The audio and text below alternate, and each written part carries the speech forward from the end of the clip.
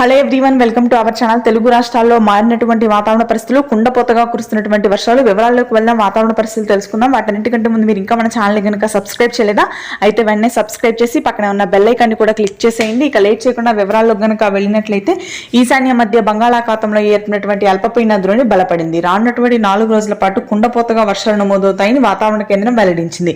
ఇప్పటికే ఎడతెరిపి లేకుండా కురుస్తున్నటువంటి వర్షాల దాటికి గోదావరి నది వరదల ఉధృతికి గురవుతుంది. లంక ప్రాంతాలన్నీ కూడా దాదాపుగా నీట మునిగాయి. మొదటి ప్రమాద హెచ్చరికను జారీ చేయడం జరిగింది.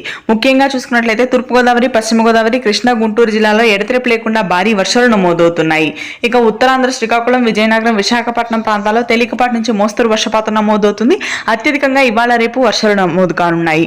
ఇక తెలంగాణ వ్యాప్తంగా ముసురులు పట్టుకున్నాయి. ముఖ్యంగా హైదరాబాద్ నగర ప్రాంతము, కరీంనగర్, వరంగల్, భద్రాద్రి కొత్తగూడెం, మేడ్చల్, మంచిర్యాల, రాజన్న సిరిసిల్ల ప్రాంతాల్లో భారీ వర్షాలు కురిసే అవకాశం ఉంది.